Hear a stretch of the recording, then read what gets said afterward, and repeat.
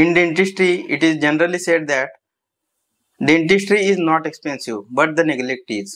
दुर्लक्ष करणे हे कसे महागात पडते हे तुम्हाला मी आता सांगणार आहे. जेव्हा निरोगी दात असतो तेव्हा काहीच त्रास नसतो रुग्णाला. जेव्हा कधी कीड लागते आणि ती सर्वात वरच्या आवरणात असते, म्हणजे आपण वेळीच डेंटिस्टला दाखवायला पाहिजे हे थोडक्यात मला सांगायचं आहे तुम्हाला.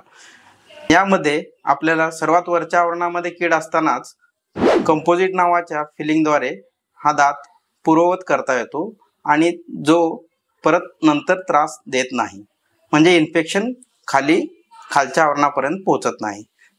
जेव्हा आपण दुर्लक्ष करतो हीच कीड वाढत वाढत जाऊन दाताच्या मधल्या आणि नसपर्यंत ही कीड पोचते आणि इन्फेक्शन चालू होते. तेव्हा आपल्याला दात दुखायला सुद्धा चालू होतो. यामध्ये आपल्याला रूट कॅनल ही उपचार पद्धती करावी लागते. जर आपण तेव्हाही दुर्लक्ष केले तर खर्च अजून वाढतो आणि दात काढायची प्रसंग येऊ शकतो. यामध्ये काढल्यानंतर आपल्याला दात बसवावे लागतात. बसवण्यासाठी एकतर ब्रिज किंवा इम्प्लांट हा उपचार करावा लागतो.